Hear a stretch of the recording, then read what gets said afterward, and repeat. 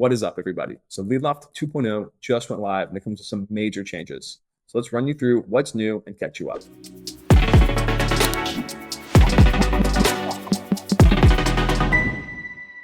So when you hop into LeadLoft, this is what you'll see. This is your new dashboard.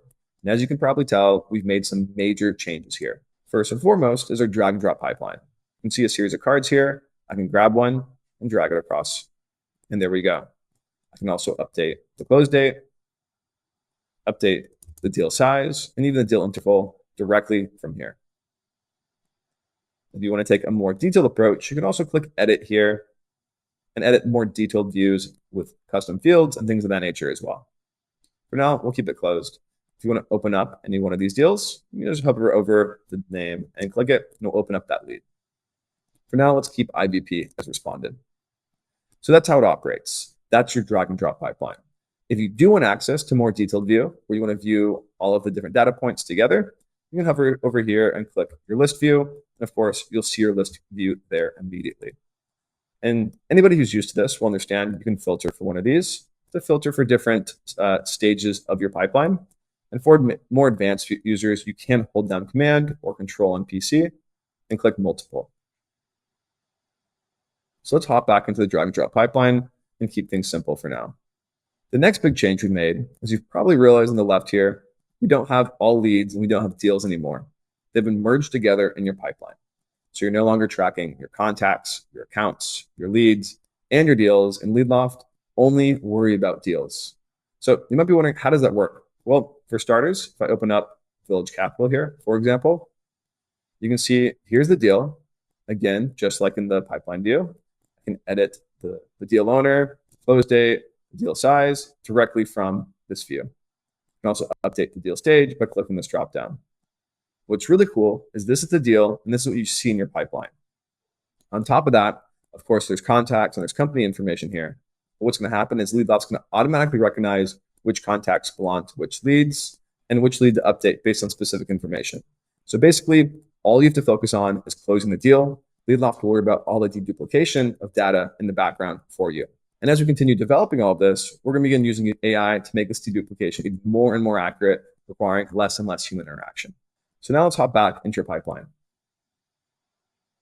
Another aspect you might have noticed that changed is the quick views. It's formerly your workflow, but now the drag and drop pipeline is so simple, it's no longer necessary. So now quick views operate as a simple place where you can hop in there and view commonly applied filters quickly. For example, you click follow up, and we'll show you all the deals you need to follow up with. Really simple, really straightforward. And me personally, this is my favorite view because most teams need to know who to follow up with. And I think that's the biggest issue most people struggle with is who to follow up with and when. LeadLoft, just click follow up, and there's your entire pipeline and every single deal you need to follow up with. Super intuitive. And the last aspect of all of this that we're going to jump through is the statuses. You can see here on top, there's a series of statuses. You can see there's new, there's task due, there's active, there's follow-up. And for many of you, you might notice these are a little bit different than before. So let's run through why they're different and how they operate. To do so, you really do need to hop into settings, go to pipeline, and here's your deal stages. The way it operates is if I create a new stage, for example, I'll say demo stage. If I click the deal stage status, there's active, and then there's won and lost. Won and lost are closed stages. Active means it's still open, it's still being worked. If I click active, here's a new feature here. And what this does is it allows us to mark a deal as follow-up after a specific number of days. And this is deal stage specific. That means if you had an interested lead, you could mark them follow-up after 10 days or 3 days if you have a really short, quick sales cycle.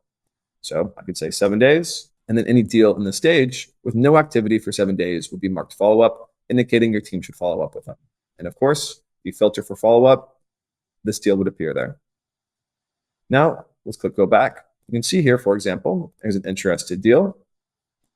If I click edit here, you can see days until marked follow-up, it's 10 days. So within this specific stage, after 10 days, all those interested deals will be marked follow-up, indicating your team needs to follow up with them. Now let's hop back into the pipeline here. The last aspect I wanted to cover was new. This is new, and for me, it's actually really exciting. I think it's historically difficult to know which deals in your pipeline are new and which ones are being currently engaged. So now you can filter for the status up here on the top. Just filter for new. It's going to show you all of your new deals. And what this means is there's no activity.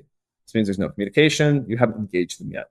So if you're curious about who you haven't talked to, just filter for new. And there's everybody you haven't talked to. And again, this is all done automatically in the background.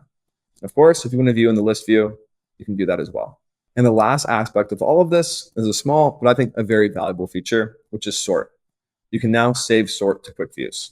Go over here, I can say status, and there we go. It's now being sorted by status. And you can select if it's descending or ascending. For now, we'll stick as descending. And now if I save this,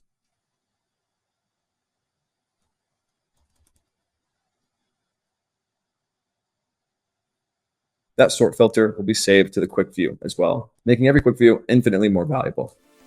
That's everything for now, so go give it a try. If you have any questions, remember, choose the chat bubble in the bottom right. See you in the next video.